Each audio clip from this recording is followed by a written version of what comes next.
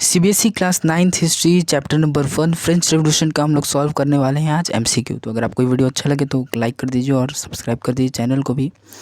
तो जो first question है वो क्या है कि why was fortress prison the Bastille was hated by all.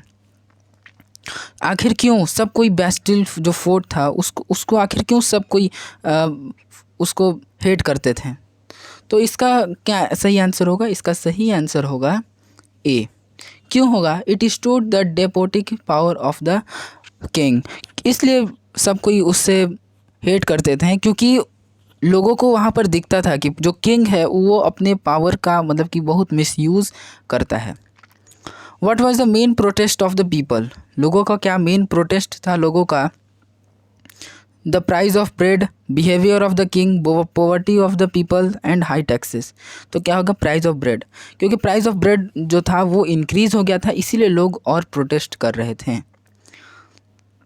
आगे आता है क्वेश्चन में कि which state in the France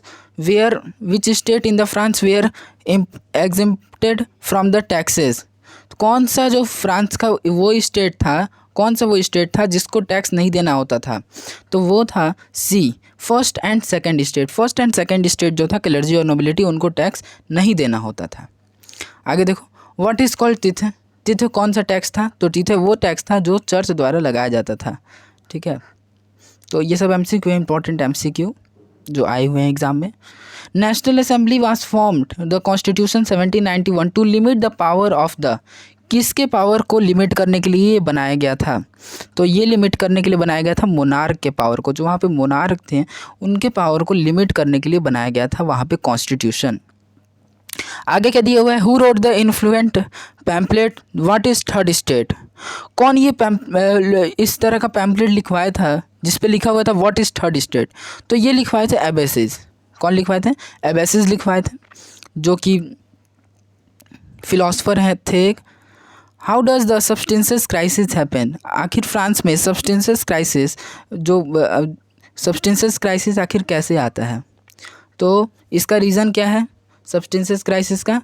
Leeds to bad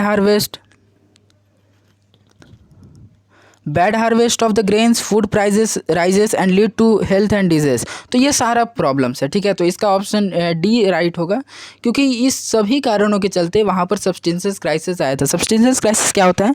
जब हम लोग का जब जो भी बेसिक जो चीज़ है यूज़ करने वाला वो जब ख़त्म होने लगता है, जब उस ख़त्म होने के कगार पर आ जाता है, उसी को कहा जाता है substances crisis.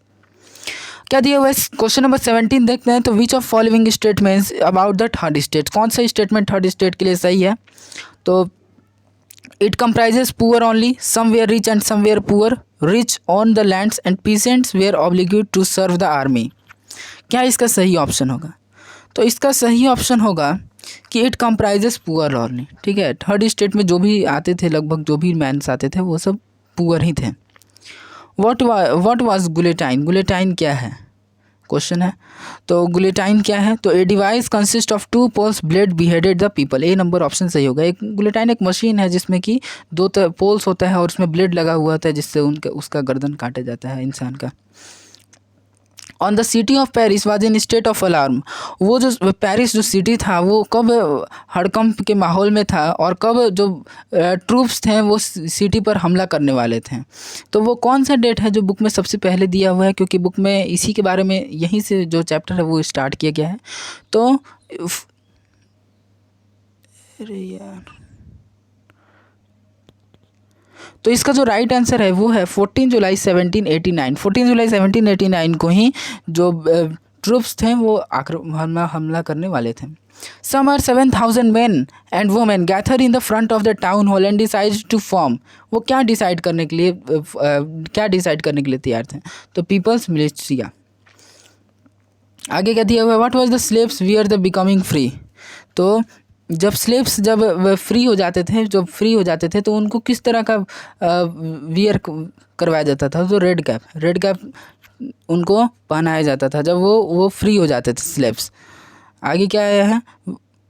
Who were not considered passive citizen. किनको पैसिव सिटीजन नहीं माना जाता था?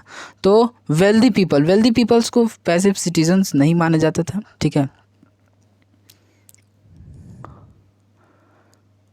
The third state comprised of, third state में कौन कौन से लोग आया करते थे? तो थर्ड स्टेट में पुअर एंड स्मॉल फार्मर्स भी थे, लैंडलेस लेबर भी थे और पीसेंट और आर्टिसन भी थे। तो ऑप्शन नंबर डी हो जाएगा, ये सभी आया करते थे। Which of group did not join the Jacobin club, कौन सा वो ग्रुप है जो जैकोबिन क्लब ज्वाइन नहीं किए थे? तो आर्टिशंस तो किए ही थे क्योंकि थर्ड स्टेट को शॉपकीपर भी किए थे, डेली वेजेस वर्कर भी, जितने भी पुअर लोग थे वो सब तो किए ही थे, लेकिन मीन विथ प्रॉपर्टी, जिनके पास प्रॉपर्टी था वो आदमी नहीं किए थे, ठीक है, तो इसीलिए डी होगा। French women demanded right to vote, French जो वुमेन थी उनका क्या डिमांड था? Right to vote, to be elected in the assembly, to hold the political office, तो ये सारा डिमांड था, तो इसीलिए ऑप्शन नंबर डी सही होगा। आगे क्या क्वेश्चन है कि the triangular slave trade takes place in the between Europe America and, जो ट्रायंगुलर स्लेव ट्रेड होता था वो किस कंट्रीज़ के बीच में हुआ करता था? तो यूरोप अमेरिका और अफ्रीका, क्योंकि अफ्रीका से ही स्लेव वो लोग लेते थे और उसके बाद वो लोग को एक्सपोर्ट कर दिया करते थे। तो यहाँ पर हम लोग का ख़त्म होता है MCQ, जो भी इंपॉर्टेंट MCQ था हम लोग डिस्कस कर लिए। Thank you.